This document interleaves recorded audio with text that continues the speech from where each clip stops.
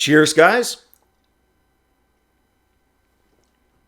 Epix 911, welcome to the Saturday, September 2nd, 2017 edition of VR News. I had to do it. I had to open my mouth about Europeans not getting shafted with the Tpcast. Literally, after I upload the video, there's an edition about the US release. Guess what the price is on that, guys? $299 US. Now, it doesn't take a genius to figure out that based on today's currency exchange rates, that would be about 249 euros. And yet Europeans are paying 349 euros and waiting an additional month. So, guys, what can I say? It happened again, and it seems to continually happen. And let's talk about something I didn't mention yesterday. Didn't really interject my own opinion on this story, and that is the price. What do I think of the price? Well, I was waiting to see what the North American price would be, and after seeing the $299, not that I didn't have an idea with the euro price that it was going to be pretty high, I gotta say it is prohibitively high. There's a couple of things that could have happened here. First off, had this been an HTC product, let's just imagine that for a second. This is an HTC product. They're putting this to market. And maybe that's why they have this other alliance with the other 60 gigahertz variant. Because if this was their product, you would think a price point of about $100 to $175 US. To me, that's a fair price range. You guys let me know if you agree, disagree, what you would price it at. But for me personally, $100 to $175 US for giving me wireless. Remember, that's the caveat here. You get wireless. But I don't want to have to spend what I originally spent on the damn thing in the first place to get that wireless. So, had this been an HTC product, priced right, not only could I see this selling like gangbusters, I could see this in turn pushing Vive sales. Literally pushing Vive sales. It would be a catalyst for a lot more Vive sales. Sadly, with this price point, it's not going to be the case. I can't help but think at this price point, it's going to just be the early adopters again, or, the Mr. Moneybags of the world, or the people who have singular hobbies that are going to be able to afford this. And I can honestly say I'm no longer in that category now that I'm on a sabbatical and trying to re-enter the workforce. I sure as heck can't afford it. So, interesting. And we'll see where they go price-wise when their Alliance product makes it to market. It'll be interesting. Is this just a case of being the only player on market and thus selling it that high? It could be. But until something else is out, we just won't know.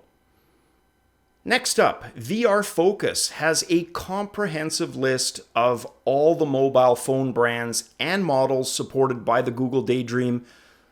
So as of the count for this article, that's 11 phone models supported either currently or by the end of this year. And that's, again, you compare that to the Samsung Gear VR and it is significant. I have a Gear VR sitting idle right now gathering dust because I bought that Pixel, no longer have the work phone. I cannot use it. I'd love to be able to plunk my Pixel in there. Sadly, not a possibility. But if you have been interested in a Google Daydream, want to know if you have a compatible phone or you're about to purchase maybe an upgrade and you want to ensure that it's compatible, take a look. I've got the link for that in the description below. See if your phone model to be is one of those 11. All right, this next story. If you are into board games, you've probably heard of Catan, Settlers of Catan. And even if you aren't into board games, you may still have heard of the game. Such is its popularity. It's hugely popular, even more so after it was featured on the Tabletop series hosted by Will Wheaton. Listen to this number, and it's staggering. 23 million units of the board game sold. 23 million. Those are console numbers.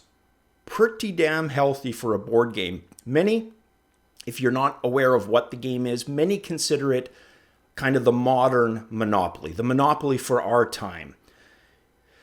Klaus Teuber, he's the man behind the game. He's a gentleman in his 60s. He was able to quit his profession. He was a dental technician in Germany, released the game in 1995, basically hasn't looked back. A few years later, I believe it was 97, 98, he was able to quit that position, which he never really liked, because he was able to feed his family with what started out as a hobby, making board games. Now, if you've ever seen this gentleman, Klaus, at conventions, he literally is a rock star at these conventions. You see this, older, unassuming gentleman mobbed by fans. And, props to him for that.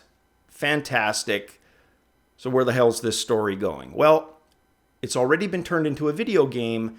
Now, with the help of his son and a couple of other companies, it is going to be converted into a virtual reality game. Developer Experiment 7, working with Asmodee Digital and Klaus's company, Catan Studio, which is also headed up by one of his sons. They've developed a version that initially is going to be released for the Rift and the Gear VR, and it's going to have cross-play between those two platforms. They don't plan on this being exclusive. They want to release it for the HTC Vive. Unfortunately, no firm date for that. No price for the Rift or Gear VR version at this point either. Next up, Duck Season from developers Stress Level Zero. Talked about this once before on the news channel. They're going to be hitting Steam and Oculus Store September 14th for both Rift and Vive. At first glance, Duck Season looks like a remake of Duck Hunt. Absolutely it does. The old classic for the NES, that light gun game. However, under the seams, a lot more than just that classic Duck Hunt game. In fact, it's just a mini game in this new version. And that lovable hound, the one that you took those pot shots at for making your life a little difficult in the game, he's back.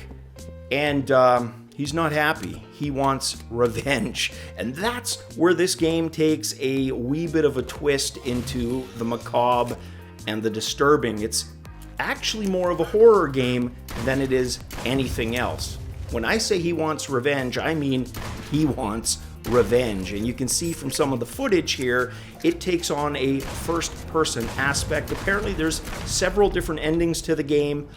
A single run-through runs at about 90 minutes. According to the devs, if you go back and do all the storylines, you can bring that total up to about 4 hours of gameplay. No word yet on the price, just that it's going to be released September 14th. Had an interesting discussion with a longtime viewer, and he brought up a really good discussion about what we could do more just in terms of being consumers for virtual reality. What can we do to assist? Well, there's the obvious stuff. You buy a platform, whether it's Rift, Vive, PlayStation VR, you purchase games. That's the other thing. Well, a lot of complaints have to do with game releases. The old complaint that I hear a lot, there's so many indie games, and yes, a lot of them are great. We want more AAA published games.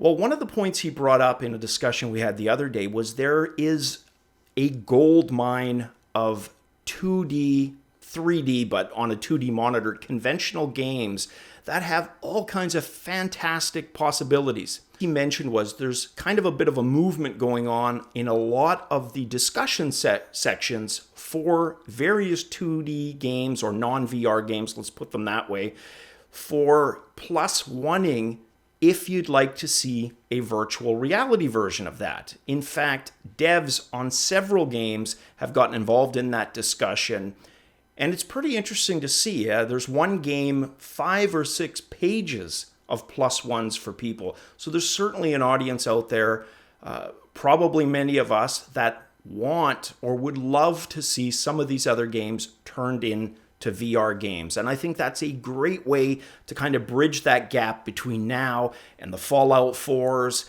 and the other bigger games that are coming and have been trickling in. But let's face it, it hasn't been a flood of games, right? What a great way to bridge that gap. So if you see games that you like, check out the discussions, see if there's a VR thread. If there isn't, initiate one.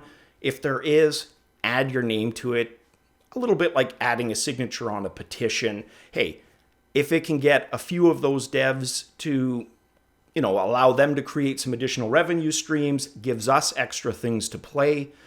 Some of them probably gems in the rough in VR, because that's the one thing. You never know how a game is going to be, good, bad, or indifferent in VR until you try it. But guaranteed, there's some fantastic possibilities just sitting around out there. So let me know what you think of that, but I think it's definitely a little way we could do our part. Guys, that's it for this edition. Saturday VR News, September 2nd. As always, cheers, guys.